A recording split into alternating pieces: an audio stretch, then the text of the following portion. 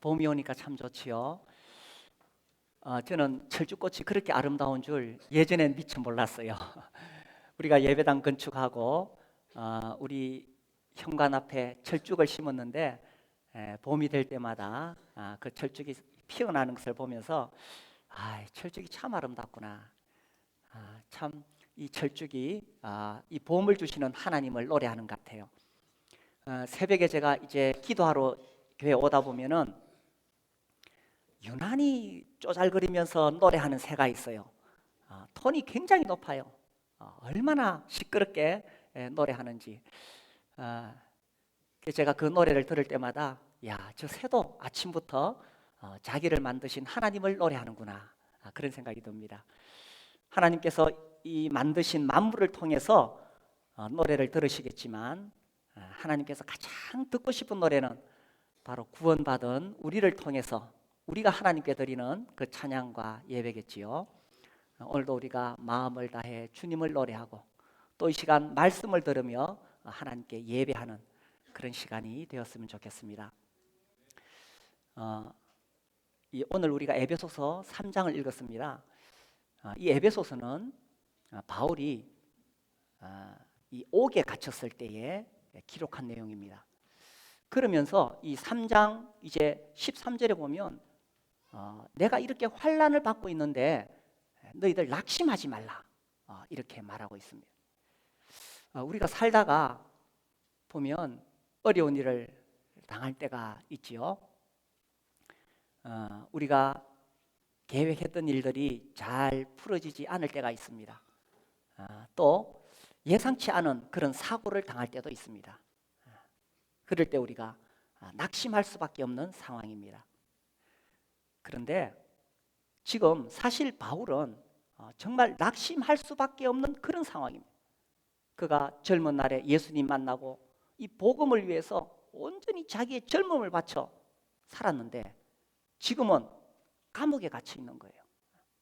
그러니까 얼마나 낙심할 수밖에 없는 그런 상황이겠습니까? 그런데 말하기를 낙심하지 말라, 이렇게 이야기했는 거예요. 왜 그렇게 했느냐 하면 이제 우리가 오늘 이 말씀을 읽어봤듯이 바울은 그리스도의 비밀을 깨달았다는 것입니다. 이 바울이 예수 그리스도가 어떤 분이신지를 알게 되었을 때, 또 하나님께서 우리 주님 예수 그리스도를 통해서 어떠한 계획을 가지고 이 우주 만물을 지금 이끌어 가시는가를 알게 되었을 때에, 그때 바울은 감옥에 갇혔을지라도 조금도 낙심하지 않는, 그리고 또 다른 사람들을 향해서도 낙심하지 말라고 담대하게 말할 수 있었다는 것입니다. 우리가 이 말씀을 읽어보면 이제 3절에 보시면은 곧 계시로 내게 비밀을 알게 하신 것은 내가 먼저 간단히 기록한 것 같으니 그것을 읽으면 내가 그리스도의 비밀을 깨달은 것을 너희가 알 수 있으리라. 자, 여기 보면 비밀이라는 단어가 나오고 또 계시라는 단어가 나옵니다. 비밀, 그리스도의 비밀을 어떻게 바울이 깨달을 수 있느냐? 이것은 바울이 학문을 연구하고 명상한다고 해서 알 수 있는 것이 아닙니다. 하나님께서 그에게 눈을 열어서 보여주실 때 가능한 거죠. 이 바울은 예수님 믿는 사람들을 핍박했습니다. 예수 믿는 사람들을 잡아다가 옥에 가두려고 가는 중에 부활하신 예수님을 만났습니다. 정오에 해보다 더 밝은 빛이 그에게 확 비춰지면서 예수 그리스도를 만났습니다. 그 후로 그리스도가 어떤 분이신지를 점점 깨달아가게 되면서 이 그리스도의 비밀이 얼마나 놀라운가를 이야기하고 있습니다. 이 그리스도의 비밀은 이전의 사람들에게는 알려지지 않았습니다. 5절에 보시면 이제 그의 거룩한 사도들과 선지자들에게 성령으로 나타내신 것 같이 다른 세대에서는 사람의 아들들에게 알리지 아니하셨으니, 그러니까 사실 구약의 선지자들도 희미하게는 알았지만 이 그리스도의 비밀을 명확하게 알 수는 없었다는 것입니다. 그런데 이제 예수님이 부활하신 이후에 특별히 바울에게 이 그리스도의 비밀이 얼마나 놀라운가를 알려주시던 것입니다. 자, 그러면 그리스도의 비밀이 뭐냐? 6절에 나오는데 6절에 보시면 이는 이방인들이 복음으로 말미암아 그리스도 예수 안에서 함께 상속자가 되고 함께 지체가 되고 함께 약속에 참여하는 자가 됨이라. 자, 이제 이 내용을 쭉 읽어보면 그리스도의 비밀을 깨달으면 복음과 교회에 대하여 알게 된다는 것입니다. 결국 예수 그리스도는 우리에게 복음이 되셨고 또 이 교회를 세우게 하셨다는 것입니다. 이방인들이 예수님을 믿음으로 구원받는다는 것은 이것은 참 놀라운 비밀이었습니다. 우리가 2장에서도 봤듯이 우리는 지금 유대인이나 이방인에 대한 개념이 없습니다. 그러나 하나님의 이 계획 속에서 유대인과 이방인은 이거는 넘을 수 없는 장벽이 그 가운데 있었습니다. 유대인들은 자기들만 하나님의 선택된 백성들이고 자기들만 구원받을 수 있다고 생각했습니다. 이방인들이 구원받는다는 것은 상상도 못했습니다. 그런데 예수 그리스도가 누구인지를 깨닫게 되면 유대인이든지 이방인이든지 간에 온 인류가 구원을 받을 수 있고 또 교회 안에서 한 지체가 될 수가 있다는 사실입니다. 이건 참 놀라운 비밀이죠. 아담이 선악과를 따먹고 에덴 동산에서 쫓겨났습니다. 그 뒤로 우리 인간은 태어날 때부터 죄인으로 태어나는 거예요. 우리 인간이 아무리 애를 쓰고 노력한다 하더라도 이 죄로부터 벗어날 수가 없었습니다. 우리가 어떻게 해서 구원을 받을 수가 있겠습니까? 그래서 사람들이 여러 많은 종교를 만들었습니다. 그러나 어떤 종교로도 인간의 어떤 행위로도 어떤 선행으로도 공로로도 구원을 받을 수가 없습니다. 그런데 이 예수 그리스도의 비밀을 깨달으면 이제 우리가 구원을 받을 수가 있게 되었다는 것입니다. 이 교회에 나오신 지 오래되시고 또 예수님을 믿은 지 오래되신 분들은 이 복음, 구원의 복음에 대해서 어쩌면 좀 무감각해질 수 있습니다. 왜냐하면 너무나 자주 들었기 때문에, 반복해서 들었기 때문에. 우리가 이 숨을 쉬고 있죠. 우리의 공기가 있습니다. 우리는 이 공기에 너무 익숙해져 있습니다. 그렇기 때문에 이 공기가 얼마나 소중한 것인지 우리가 잘 기억하지 못하고 잊어버리게 됩니다. 그러나 사실 5분만 공기가 없더라도 우리가 살아있을 수가 없습니다. 너무나 익숙해져 있기 때문에 우리에게 생명이 되는 이 귀한 공기를 우리가 그 가치를 모른다는 거예요. 어쩌면은 내가 예수님이 믿은 지 오래됐기 때문에 이 십자가 복음 얼마나 이것이 놀라운 것인지 어쩌면 우리가 잊어버릴 수도 있다는 것입니다. 그러나 십자가의 복음, 그리스도의 비밀이 아니었으면 우리는 아무도 구원받을 수가 없었다는 것입니다. 그래서 우리가 이 사실을 잊지 않기 위해서 매주 나와서 떡과 잔을 통해서 예수 그리스도를 기념하는 것입니다. 혹 우리 가운데 아직까지 이 그리스도의 비밀을 깨닫지 못한 분이 계신다면 정말 이 그리스도의 비밀을 깨달을 수 있게 되기를 바랍니다. 예수 그리스도가 누구신지 깨닫게 될 때에 그때 비로소 내가 구원을 받을 수 있고 우주의 비밀이 풀어지는 것입니다. 그리스도의 비밀, 예수 그리스도가 누구시냐? 이것은 또한 이미 구원받은 우리도 우리가 예수님을 믿을 때 구원을 받았지만 이후에도 계속적으로 예수 그리스도가 누구신지 우리가 그 비밀을 계속 알아가고 내가 주님이 어떤 분이신지 더 알아가고 더 배워가고 그렇게 되는 것만큼 우리가 더 영적으로 성숙하게 되고 더 놀라운 신령한 삶을 살게 되고 무엇보다도 우리 주 예수 그리스도를 더 사랑하게 된다는 것입니다. 그리스도가 누구신가? 우리 골로새서 1장 말씀 보겠습니다. 골로새서 그 뒤에 1장 14절 그 아들 안에서 우리가 속량 곧 죄사함을 얻었도다.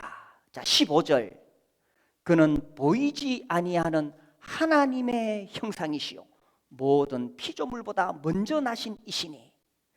이건 정말 얼마나 놀라운 비밀인지 모릅니다. 초대 이 예수님이 이 땅에 오셨을 때 그분은 목수의 아들로 오셨습니다. 사람들은 한 인간 예수를 보았습니다. 그 인간 예수가 설교를 하고 또 병자들을 고치고 또 기적을 일으키는 것을 보았습니다. 그리고 그가 십자가에 못 박혀 죽는 것을 보았습니다. 그런데 놀라운 것은 그 인간 예수가 단순히 훌륭한 선지자가 아니었다는 것입니다. 단순히 하나님이 보내신 그런 탁월한 종이 아니었다는 것입니다. 그 예수는 누구냐? 16절 만물이 그에게서 창조되되 하늘과 땅에서 보이는 것들과 보이지 않는 것들과 혹은 왕권들이나 주권들이나 통치자들이나 권세들이나 만물이 다 그로 말미암고 그를 위하여 창조되었고. 온 우주 만물이 누구의 손에 의해서 만들어졌느냐? 물론 하나님 아버지께서 만드셨습니다. 또한 바로 예수 그리스도께서 이 우주 만물을 만드셨다는 것입니다. 그리고 이 우주 만물을 만드실 때에 궁극적으로 그 목적이 뭐냐 하면 그를 위하여 창조되었고 바로 예수 그리스도를 위하여 이 만물이 만들어졌다는 것입니다. 17절 또한 그가 만물보다 먼저 계시고 만물이 그 안에 함께 섰느니라. 그는 몸인 교회의 머리시라. 그가 근본이시오 죽은 자들 가운데서 먼저 나신 이시니 이는 친히 만물의 으뜸이 되려 하시며. 그래서요 이제 구원받으면은 예수님을 믿는 우리에게 모든 우리 인생의 초점과 목적이 어디에 있냐면 바로 예수 그리스도께 있다는 것입니다. 단순히 이제 내가 예수님을 믿어서 내가 죄 용서받았고 이제 죽으면 천국 가는 것이구나, 이것으로 그치는 것이 아니라는 것이에요. 우리의 구원의 목적이 무엇이냐? 이제 예수 믿는 사람의 삶의 목적이 무엇이냐? 바로 예수 그리스도 그분의 비밀을 더 깊이 깨달아가는 데 있다는 것입니다. 그리고 이 그리스도의 비밀을 깨닫게 될 때에 옥에 갇혔을지라도 낙심하지 말라. 그리스도가 누구신지 알게 될 때에 우리는 모든 환경을 초월하는 기쁨을 누릴 수가 있습니다. 그리스도가 누구신지 우리가 깨닫게 될 때에 우리는 모든 환경을 이길 수 있는 승리의 삶을 살 수가 있다는 것입니다. 그리스도가 누구신지 정말 깨달았습니까? 그분을 통해서 구원을 받았습니까? 내 삶의 소망이 예수 그리스도께 있습니까? 그리스도의 비밀을 깨닫게 되면 이 세상에 내가 그동안 추구하던 온갖 부귀영화가 분토에도 못 비기리. 우리가 그렇게 노래하지요. 사도 바울이 이 그리스도의 비밀을 깨달았을 때에 과거에 자기의 모든 잘난 것들 배설물로 여기노라 그렇게 했습니다. 이것은 바울이 신앙이 깊어서 물론 그런 면도 있겠지만 그것보다 더 놀라운 것은 바울은 보았다는 것입니다. 그가 계시를 통해서 그리스도가 어떤 분이신지를 보았다는 것입니다. 여기 황금 보화가 가득 있는 방을 만약에 보았다면 여기 굴러다니는 1,000원짜리 이거 우습게 여기는 것입니다. 왜냐하면 이 황금 보화가 가득한 것을 보았기 때문에 이것과 비교할 수 없는 세상의 이 모든 부귀영화와 정말 놀라우신 그리스도 그분을 보았다는 것입니다. 그리스도의 비밀은 결국 복음과 교회입니다. 이 에베소서는 이방인들도 예수님을 믿음으로 말미암아 구원을 받을 수 있다는 이야기를 계속하고 있고요. 그들도 교회의 지체가 될 수 있다는 것을 이야기하고 있습니다.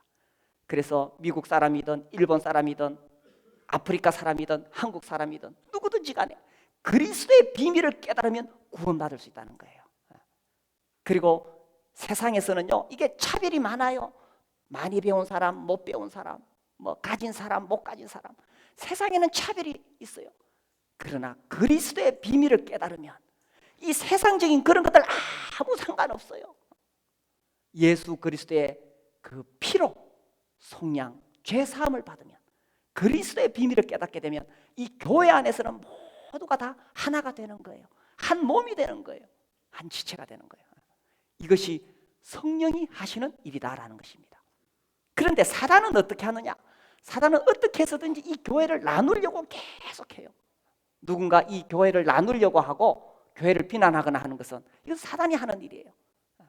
그러나 이 그리스도의 비밀을 깨달은 사람은 교회가 하나라는 것을 알게 되지요. 자, 그래서 이 바울이 그리스도의 비밀을 깨달았을 때 그가 어떻게 했냐면, 내가 정말 이 놀라운 복음을 위해서 살아야 되겠구나. 그래서 복음의 일꾼이 된 것입니다. 이것은 매우 자연스러운 일입니다. 하나님께서 우리를 구원하신 다음에 우리가 이 그리스도의 비밀을 깨닫게 되면 아주 자연스럽게 우리가 이 복음을 위해서 살게 되는 거죠. 자, 이 바울은 특별히 사도로 부르심을 받았는데 그가 이 복음을 위해서 살아갈 때에 얼마나 많은 고난을 받았는지 모릅니다. 41 감한 매를 5번 맞았다. 3번 태장에 맞았다. 1번 돌에 맞았다. 내가 여행하면서 얼마나 많은 위험을 당했는지 모른다. 그렇게 고생을 했습니다. 그런데 바울이 자기가 이렇게 이 복음의 일꾼이 된 것에 대해서 뭐라고 표현하느냐 하면은 8절을 보시면요, 이런 고백을 합니다. 8절, 모든 성도 중에 지극히 작은 자보다 더 작은 나에게 이 은혜를 주신 것은 청량할 수 없는 그리스도의 풍성함을 이방인에게 전하게 하시고. 자, 이 말씀 보세요. 여기 이 은혜라는 단어가 나와요. 이 은혜가 뭐냐? 우리가 구원받을 때에 우리의 행위가 아니라 하나님의 은혜로 구원을 받지요. 근데 여기서 말하는 이 은혜는 뭐냐 하면은 바울이 주님을 위해서 일꾼이 된 것, 7절에 나오는 대로 이 복음을 전하고 교회를 세우기 위해서 주님의 일꾼이 된 것이 바로 은혜라고 말하고 있는 거예요. 말씀드렸듯이 바울이 얼마나 고생을 많이 했는지 모릅니다. 그런데 말하기를 내가 왜 그리스도의 종이 되었는가? 내가 하나님의 일꾼이 돼가지고 내가 죽도록 이래 고생하는구나. 이렇게 말하지 않고 하나님이 나를 이 복음을 위해서 나를 일꾼으로 삼으셨는데 이것이 얼마나 놀라운 은혜인가를 말하고 있는 거예요. 우리가 주님의 일을 할 수 있다는 것은 이 얼마나 큰 은혜인지 모릅니다. 우리가 교회에서 어떤 직분을 받고 내가 교회에서 뭔가 섬길 수 있다는 것은 이거 얼마나 큰 은혜인지 모릅니다. 우리 교회는 정말 충성스럽게 섬기는 분들이 많이 계세요. 특별히 우리 이 목장을 섬기는 목자와 목녀님들, 그 쉬운 일 아닙니다. 또 우리 어린이들을 돌보고 가르치고 사랑하고 기도하는 우리 유초등부 선생님들, 또 이 사춘기 반항아들 키우는 우리 중고등부 선생님들, 그리고 우리 찬양팀도 있고 방송팀도 있고 또 카페에서 봉사하시는 분들도 여러 많은 분들이 계십니다. 그런데 그게 때로는 참 어렵고 힘들어요. 그런데 우리가 이와 같이 주님을 섬길 수 있고 교회를 섬길 수 있고 이렇게 하는 것이 큰 은혜라는 거예요. 왜냐하면 그리스도의 비밀, 그리스도가 얼마나 놀라운 분이신가를 깨닫게 되었을 때 내가 이 주님의 교회, 그리스도의 몸된 교회를 위하여 뭔가 섬길 수 있다는 것이 정말 은혜라는 거예요. 바울이 이게 얼마나 큰 은혜인가를 설명할 때 보세요. 이 8절에 보시면 모든 성도 중에 지극히 작은 자보다 더 작은 나에게, 내가 무슨 능력이 있어가지고 내가 이런 일을 하는 것도 아니고 내가 잘나서 이런 일을 하는 것도 아니고 정말 모든 성도 중에 지극히 작은 자보다 더 작은 나이가, 하나님이 나같이 정말 몹쓸 사람을 불러다가 복음의 일꾼으로 삼았구나. 이것이 은혜구나. 이것이 감사한 거예요. 그리스도의 비밀을 깨달은 사람은 아무도 교만할 수가 없습니다. 내가 그래도 세상에서는 뭐 이런 대접을 받는데, 내가 그래도 사회 나가면은 남들이 다 나한테 허리 굽혀 인사하는데, 그리스도의 비밀을 깨달은 사람은요, 아무도 자기를 내세우지 않습니다. 오히려요, 모든 성도 중에 지극히 작은 자보다 가장 작은 자가 나다라고 말하는 겁니다. 이게 교회의 신비라는 거예요. 자, 보세요. 우리가 상상해 봅시다. 사도 바울이 천사들과 함께 이 지구 땅을 방문했어요. 이 교회, 저 교회 다니다가 우리 교회에 왔어요. 아이고, 사도 바울이 온다 그러면 우리가 막 모두 나가가지고 문 앞에 나가가지고 환영하겠지요. 현수막을 내걸 겁니다. 환영 사도 바울. 그러면서 가서 이야기할 겁니다. 그 손을 붙잡고 위대하신 사도시여, 이렇게 위대하신 분을 뵙게 되어서 영광입니다. 이렇게 인사한다면 바울은 이렇게 말할 겁니다. 형제님, 무슨 말씀을 그렇게 하십니까? 제가 형제님을 뵙게 되어서 영광입니다. 나는 지극히 작은 자보다 더 작은 자입니다. 우리 옆에 앉은 형제님, 또 뒤에 앉은 자매님 생각해 보세요. 그분이 어떤 분이십니까? 그리스도의 비밀을 깨달으면 그분보다 나는 지극히 작은 자보다 더 작은 자라는 사실을 깨닫게 될 것입니다. 이건 겸손이 아니에요. 이건 자기를 낮추는 게 아니에요. 그리스도의 비밀을 깨닫게 되면 가장 높으신 그분께서, 우주 만물을 만드신 그분께서 친히 자기를 낮추시고 이 땅에 오셨잖아요. 목수의 아들로 구유에 오셨잖아요. 그리고 십자가의 길을 가셨잖아요. 사람들에게 놀림을 당하시고 조롱을 당하시고 채찍에 맞으시고 십자가에 못 박혀 죽으셨잖아요. 우리가 그리스도의 비밀을 깨닫게 된다면 어느 누구도 잘난 체 할 수가 없다는 것입니다. 내가 이런 사람이래, 누가 그런 말 할 수 있겠어요? 그리스도의 비밀을 깨닫게 되면 우리가 정말 엎드릴 수밖에 없고, 가장 존귀하신 영광스러운 주님께서 가장 낮아지셨다는 사실에 모든 성도 중에 지극히 작은 자보다 더 작은 나라고 고백할 수밖에 없고, 이런 나를 하나님께서 하나님을 섬기도록 복음의 일꾼으로 불러주셨다는 사실에 우리가 감격할 뿐인 것입니다. 주님, 나 같은 사람을 불러서 목자로 삼아주셔서, 주님, 나 같은 사람을 불러주셔서 어린이 교사로 삼아주시고, 우리 중고등부 교사로 삼아주시고, 주님, 나 같은 사람을 불러주셔서 이 놀라운 교회에서 내가 섬길 수 있게 하시다니요. 이것이 은혜라는 것입니다. 이게 은혜라는 거예요. 카페에서 봉사하시는 우리 형제 자매님들이 계십니다. 우리 교회에서 카페는 굉장히 중요한 역할을 합니다. 그렇죠? 우리 성도들이 거기서 함께 만나고 또 교제하고 편안한 자리입니다. 그래서 거기서 봉사하시는 역할, 그것도 참 소중한 일인 것입니다. 교회에서요, 교회에서 더 중요한 은사, 덜 중요한 은사가 있는 게 아니에요. 성령께서 우리 각자에게 필요에 따라서 나눠주신 거예요. 주님이 우리에게 직분을 주셨기 때문에 내가 받은 대로 섬기는 거예요. 내가 어떤 역할을 하든지 간에 감독 대신, 감독이 영화 배우들 마음대로 선택하잖아요. 그래서 당신은 이런 역할을 하시오, 이번엔 주인공 하시오, 이번에는 그냥 이런 배우 하시오. 감독이 다 결정하고 선택하는 거예요. 교회의 주인은 주님이십니다. 주님이 우리에게 각자에게 다 이 역할들을 주셨어요. 그래서 그 역할을 가지고 내가 섬기는 거예요. 그런데 모든 성도 중에 지극히 작은 자보다 더 작은 나에게 교회를 섬길 수 있는 기회를 주셨다면 이건 얼마나 귀하고 아름다운 은혜인지 모른다는 것입니다. 우리 형제자매님들, 혹 교회에 그냥 주일날 손님처럼 왔다 갔다 하신다면 뭔가 내가 할 수 있는 역할을 찾아보세요. 주님의 몸된 교회를 섬기는 것이 얼마나 귀한 것인지 모릅니다. 바울이 이렇게 할 때요, 이 은혜를 주신 것은 청량할 수 없는 그리스도의 풍성함을 이방인에게 전하게 하시고, 이 그리스도의 청량할 수 없는 그리스도의 풍성함, 이것을 깨달았을 때 모든 성도 중에 지극히 작은 자보다 더 작은 자기라고 이야기했다는 것입니다. 우리가 주님을 섬길 수 있는 것은 은혜라는 거예요. 은혜. 바울이 정말 고생하면서 복음을 전했는데 그게 은혜라는 거예요. 은혜. 어떤 사람들은 이 교회에서 또 복음을 위해서 열심히 사는 것이 마치 무슨 멍해인 것처럼 생각할 수 있는데, 멍해가 아니라 은혜라는 거예요. 이게 얼마나 놀라운 은혜인지 모른다는 것입니다. 자, 그렇게 했을 때에 이 바울의 역할이 뭐냐 하면 9절 봅시다. 9절 우리 한번 읽어보겠습니다.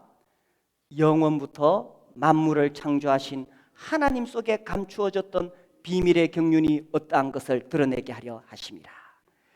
자, 이 바울이 발견한 게 뭐냐 하면 이 하나님께서 우주 만물을 만드실 때에 그냥 아무 생각 없이 만든 것이 아니라는 거예요. 하나님이 분명한 목적을 가지고 만드셨습니다. 그것이 영원부터 만물을 창조하신 하나님 속에 감추어졌던 비밀의 경륜이다. 이 경륜이라는 단어를 뭐 여러 가지로 이렇게 번역할 수 있는데 이 전체 흐름을 봤을 때 이것은 하나님의 계획을 이야기하는 것입니다. 이 경영, 관리, 계획 이런 뜻을 가지고 있습니다.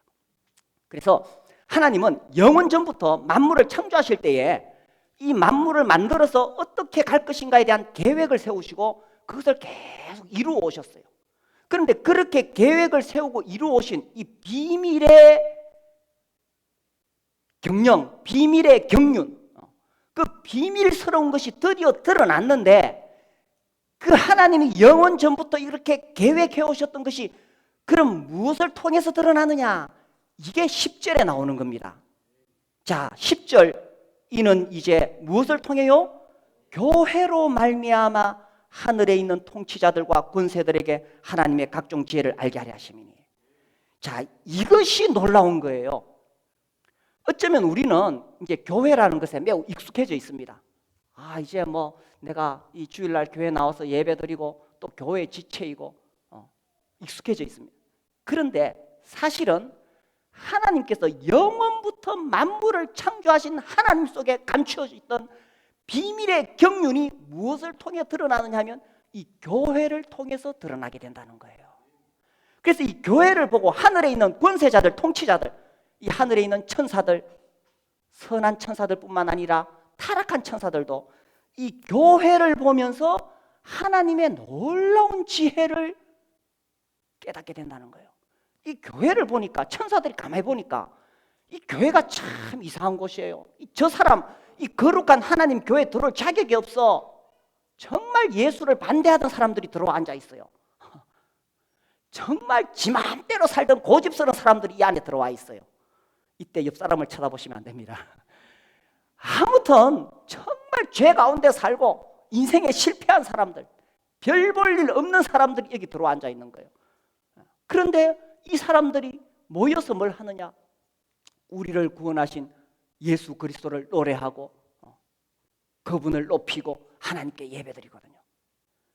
이 천사들이 이걸 보고 정말 놀라는 거예요. 아, 우주 만물을 만드신 하나님의 최종적인 목적이 여기 있구나. 하나님은 영원 전부터 이 교회를 세우실 계획을 가지고 계셨던 거예요. 그래서 하나님께서 이 보이지 않는 영적 세계를 만드시고 또 보이는 이 물질 세계를 만드셨어요. 이 우주, 광활한 우주를 만드시고 지구를 만드시고 그리고 여기다가 또 사람을 만드셨어요. 그때부터 하나님 마음속에는 이 교회를 세우려는 목적을 가지고 계셨던 거예요. 그리고 이제 이 사람들이 타락했을 때 그때 하나님은 자기 아들을 통하여 우리 죄인들을 구원하실 계획을 가지고 이루고 계셨던 거예요. 그래서 때가 참에 하나님께서 자기 아들을 이 땅에 보내시고 그리스도께서 친히 우리 죄를 대신하여 십자가에 죽으시고 부활하셨습니다. 그래서 이제 예수님을 영접하는 사람들이 그 사람이 유대인이든지 이방이든지 간에 다 예수님을 통해서 이 교회의 지체가 되는 거예요. 그래서 우리가 이제 그리스도가 다시 오실 날을 기다리면서 살아가는 것입니다. 그러다가 언젠가 우리 주님이 다시 오시는 날이 있습니다. 공중에서 나팔 소리가 울릴 것입니다. 나팔 불 때 나의 이름이 불릴 것입니다. 예수님을 믿고 구원받은 사람은 그날에 공중에서 주님을 만나게 될 것입니다. 그래서 신랑 되신 예수 그리스도와 신부된 이 교회가 공중에서 어린 양의 혼인잔치를 하면서 하나님께서 영원부터 만물을 창조하신 하나님 속에 감추어 있던 그 비밀의 경륜이 드디어 이루어지게 된다는 것입니다. 우리 에베소서 5장 말씀 볼까요? 이 에베소서는 사실 계속 교회를 이야기하고 있습니다. 에베소서 5장 32절, 이 비밀이 크도다. 나는 그리스도와 교회에 대하여 말하노라. 자, 이 에베소서 5장의 이 이야기는 지금 남편과 아내에 대한 이야기를 하고 있는 거예요. 그래서 아내들은 남편에게 복종하기를 가르치고 있습니다. 그리고 남편은 아내를 사랑하기를 가르치고 있어요. 그렇게 말씀하시면서 남편이 아내를 어떻게 사랑해야 되느냐, 마치 그리스도께서 교회를 위하여 자기 몸을 드린 것처럼, 자기 생명을 드린 것처럼, 그리고 그리스도께서 이 교회를 사랑하는 것처럼 그렇게 사랑해라 고 말하면서 32절에 무엇을 말하느냐 하면 이 비밀이 크도다. 그러니까 사실은 우리가 이 땅에서 일어나는 일이죠. 이제 이 성인이 되어서 청춘 남녀가 만나서 결혼을 합니다. 근데 그것조차도 단순히 인간적인 어떤 그런 만남이 아니라 하나님은 그것을 통해서 그리스도와 교회의 비밀을 이야기하고 있는 거예요. 그리스도께서 신랑이시고 교회가 신부로서 언젠가 공중에서 만나 어린 양의 혼인잔치를 할 것을, 그것을 지금 이야기하고 있다는 것입니다. 그래서요, 이 비밀이 크도다. 이게 그리스도의 비밀이라는 거예요. 그래서 이 그리스도의 비밀을 깨달은 사람은 이 땅에 살아갈 동안에 옥에 갇혀 있어도 낙심하지 않는다는 것입니다. 우리 에베소서 4장 13절 볼까요? 13절, 그러므로 너희에게 구하노니 너희를 위한 나의 여러 환난에 대하여 낙심하지 말라. 이는 너희의 영광이니라. 사실 이 바울이 옥에 갇혔을 때에 에베소 성도들은 참 낙심할 수밖에 없었습니다. 우리에게 복음을 전해준 그 바울이 감옥에 갇혔다. 이제 우리는 누구를 믿고 의지하나? 낙심할 수밖에 없었습니다. 사실은 그들보다 더 낙심할 수밖에 없었던 사람은 옥에 갇혀있던 바울 자신이겠지요. 그러나 바울은 오히려 그들에게 낙심하지 말라고 말하는 것입니다. 왜냐하면 자기 스스로도 조금도 낙심하지 않았어요. 이 옥에 갇혀서 정말 낙심할 수밖에 없는 상황이죠. 그런데 조금도 낙심하지 않았어요. 왜 그랬습니까? 그리스도의 비밀을 깨달았기 때문에. 이제 누구든지 예수님을 믿음으로 해서 구원을 받을 수 있고 그 거룩하신 하나님 앞에 당당히 나아갈 수 있는 길이 열렸는 거예요. 그 앞에 12절에 이런 표현이 나오죠.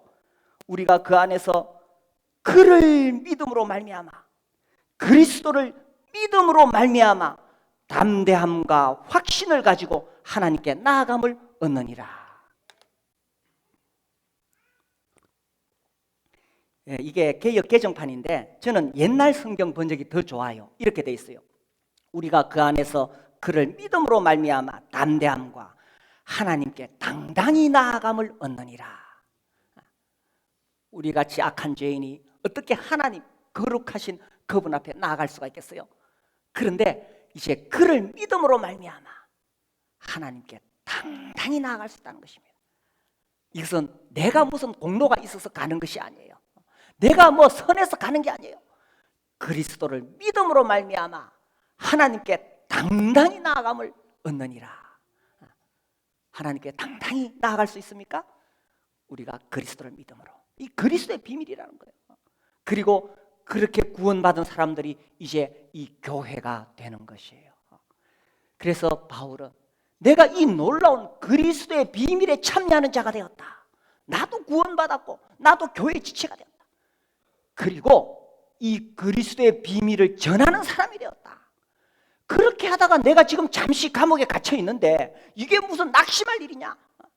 그리스도를 통해서 하나님께서 이루실 이 영원한 영광을 생각했을 때에 지금 내가 받고 있는 이 환난은 정말 아무것도 아니다. 고린도후서 4장 말씀 볼까요? 고린도후서 4장에 보시면 우리 함께 같이 읽겠습니다. 4장 17절과 18절입니다. 17절 우리가 잠시 받는 환난에 경한 것이 지극히 크고 영원한 영광에 중한 것을 우리에게 이루게 함이니 우리가 주목하는 것은 보이는 것이 아니요 보이지 않는 것이니 보이는 것은 잠깐이요 보이지 않는 것은 영원함이라. 그리스도의 비밀을 다 깨달으니까 이제 장차 예수 그리스도께서 다시 오셔서 이 영원한 세계로 우리를 인도할 것입니다. 그 영원한 세계는 하나님의 영광이 충만한 하나님 나라가 될 것입니다. 이것은 우리가 아무리 상상을 하고 그림을 그리려고 해도 다 알 수 없는 그런 신비로운 세계일 것입니다. 그런 영원한 하나님의 나라에 우리를 인도하실 것인데 그 영원한 영광에 중한 것에 비교해 볼 때 우리가 지금 받고 있는 환난은 잠시일 뿐이라는 것이요. 우리 가운데 지금 혹 어려움에 빠진 분이 계십니까? 환난 중에 있는 분이 계십니까? 그리스도의 비밀을 깨닫게 되시기를 바랍니다. 그리스도께서 어떤 분이신지를 깨닫게 되기를 바라십니다. 온 우주 만물을 만드신 그 놀라우신 주님께서 우리를 구원하시고 청량할 수 없는 풍성함으로 우리를 한없이 사랑해 주시고 지금도 우리를 보호해 주시고 우리의 아픔을 어루만져 주시고 말할 수 없는 그리스도의 청량할 수 없는 그 풍성함, 그리스도의 비밀을 깨닫는 것입니다. 제가 이 그리스도의 비밀에 대해서 말씀을 읽으면서 이 놀라운 것을 내가 정말 말로 억만분도 내가 말할 수가 없구나. 계시를 통해서 성령을 통해서 그리스도가 얼마나 영광스러운 분이신지 그리스도가 얼마나 존귀하신 분이신지 그 놀라우신 분이 우리를 위하여 얼마나 낮아지셔서 십자가에 죽기까지 하셨는지